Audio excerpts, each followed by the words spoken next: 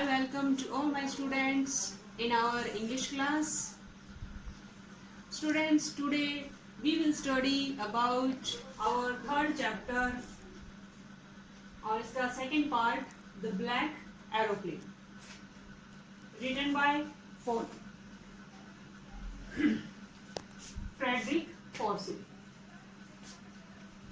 The Black Aeroplane, ये जो हमारा चैप्टर है ये एक पायलट होता है जो अपने घर वापसी के लिए उड़ान भरता है अपने डकोटा एरोप्लेन, उसका जो डकोटा उसका नाम है एरोप्लेन का, उसके अंदर, और वो घर वापसी के लिए आ रहा है, लेकिन रास्ते में कहीं उसे बहुत तेज तूफान का सामना करना पड़ता है और उस तूफान में जो है बहुत घने काले बादल आ जाते हैं और इन काले बादलों में वो सोचता है कि अब उसे कोई भी रास्ता दिखाई नहीं दे रहा।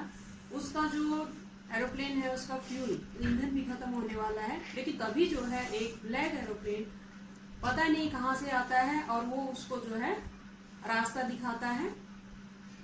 और इस कहानी में अब हम यही देखेंगे कि क्या वो लास्ट में अपने घर पहुंच पाता है या नहीं। तो सबसे पहले इसकी वर्ड मीनिंग देखेंगे हम। कंपास, ये दिशा सूचक यंत्र होता है, दिशा बताता है। एन इंस्ट्रूमेंट है।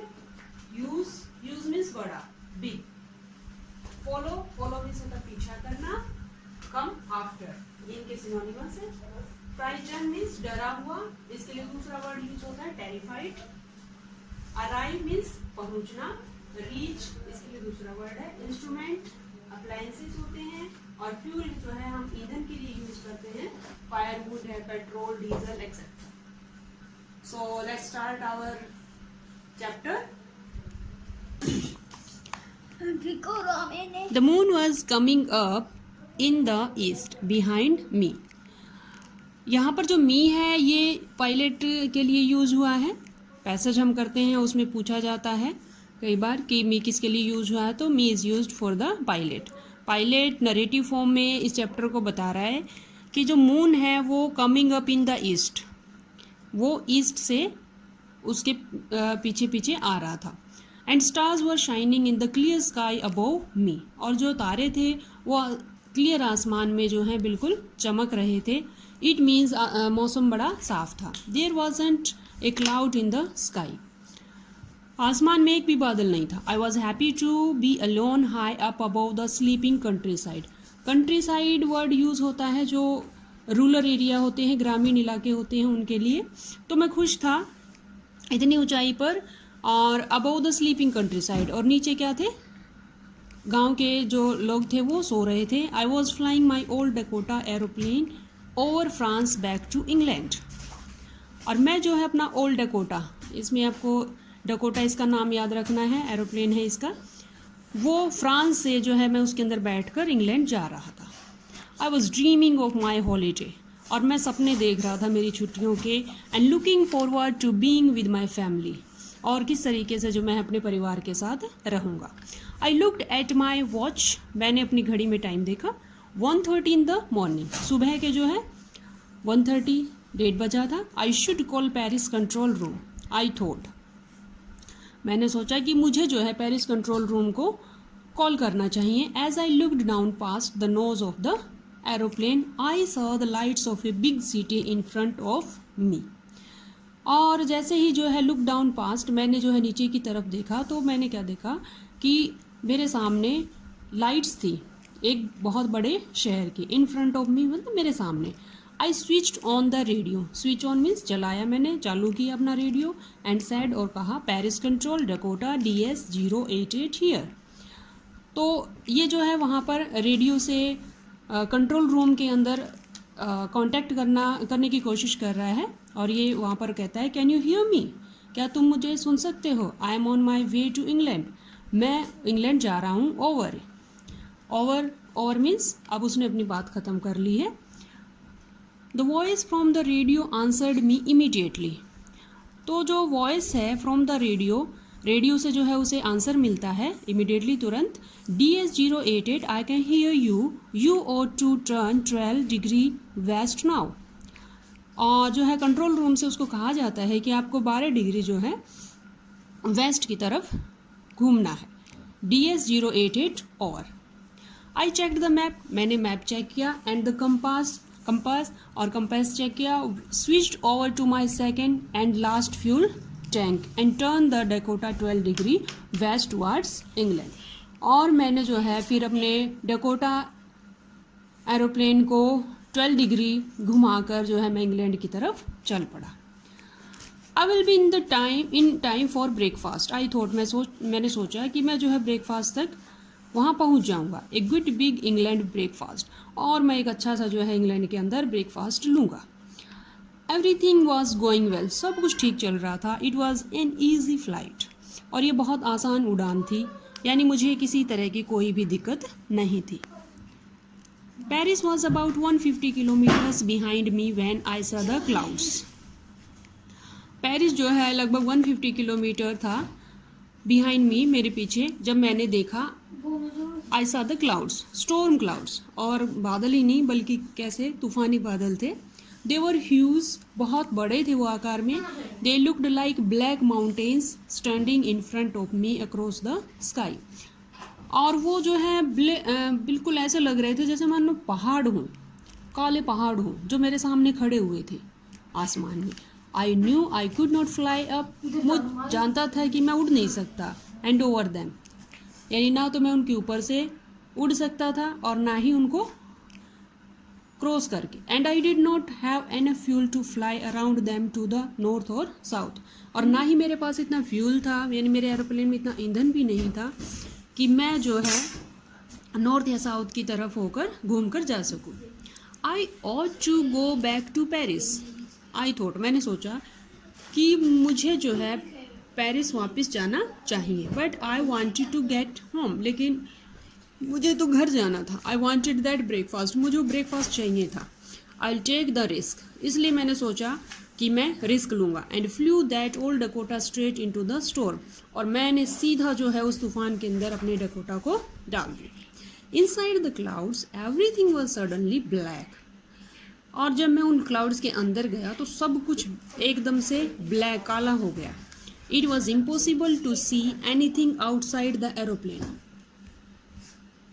तो ये बहुत मुश्किल था देखना, यानी कुछ भी दिखाई नहीं दे रहा था। The old aeroplane jumped and twist in the air, मेरा जो एरोप्लेन था वो जंप कर रहा था और ट्विस्ट इधर उधर हिल रहा था, घूम रहा था हवा में। I looked at the compass, मैंने कंपास में देखा।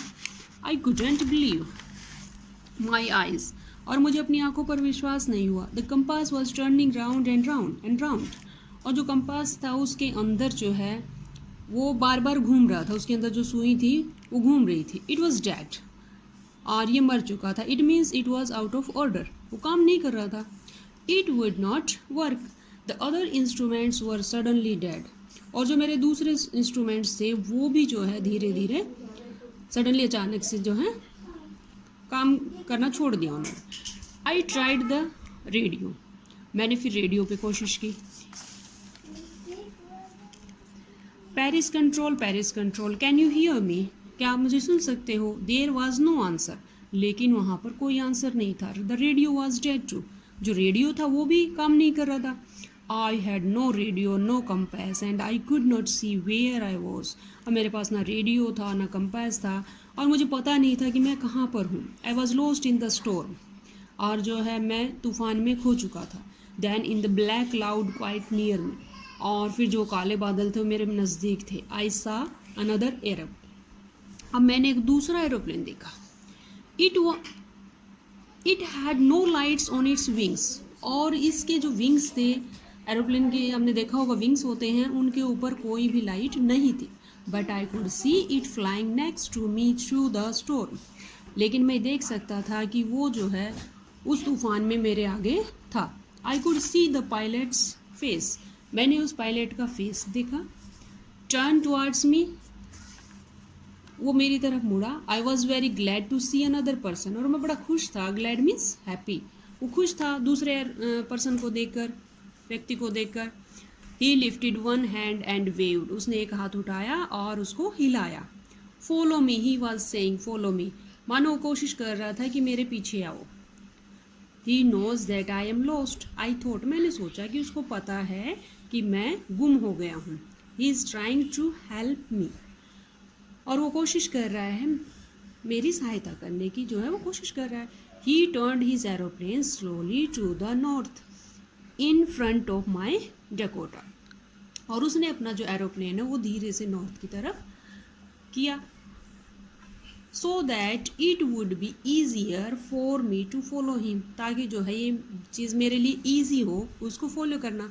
आई was very happy to go behind the strange aeroplane, और मैं उस स्ट्रेंज होता है अजीब, क्योंकि अजीब इसलिए कहा है कि उसको पता ही नहीं कि वो एरोप्लेन कहाँ से आ गया है, उसके पीछे जाना मुझे अच्छा लग रहा था, लाइक एन ओबीडियंट चाइल्ड, और मैं उसके पीछे बिल्कुल एक ओबीडियंट मीन्स आज्ञाकारी, यानी उसकी जो बात थी उसको फॉलो करते हुए मैं उसके पीछे चल पड़ा।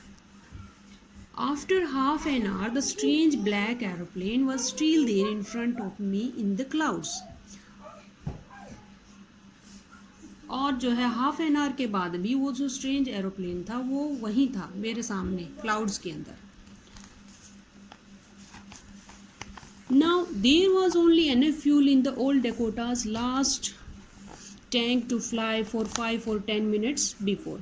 अब सिर्फ इतना ही फ्यूल था मेरे पास कि मैं 5 या 10 मिनट तक अपने डकोटा एरोप्लेन को उड़ा सकता था। I was starting to feel frightened again. Frightened means डरा हुआ, terrified था वो, तो मैं बहुत डर गया था।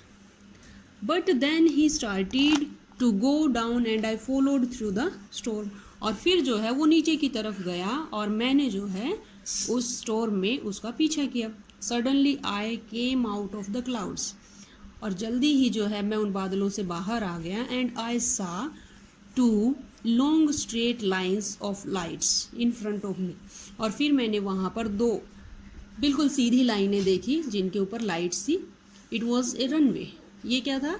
ये एक रनवे था जहाँ पर एरोप्लेन उतरता है, an airport. I was safe, और मैं बिल्कुल सुरक्षित था। I turn to look for my friend in the black aeroplane, और मैं फिर जो है मैंने मुड़कर देखा अपने उस फ्रेंड की ओर जो कि ब्लैक एरोप्लेन में था। But the sky was empty, लेकिन आसमान तो बिल्कुल क्या था? खाली था। देयर वॉज नथिंग, कुछ नहीं था वहाँ पर। The black aeroplane was gone, और जो ब्लैक एरोप्लेन था वो जा चुका था। I could not see it anywhere, मुझे वो कहीं भी दिखाई नहीं दिया।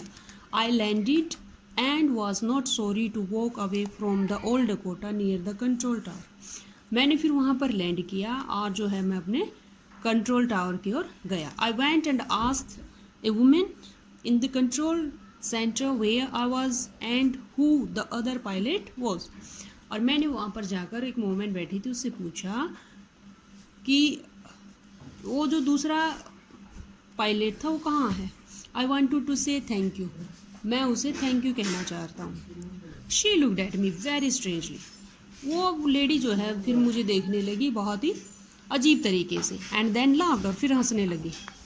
अनदर एरोप्लेन, दूसरा जहाज, हवाई जहाज।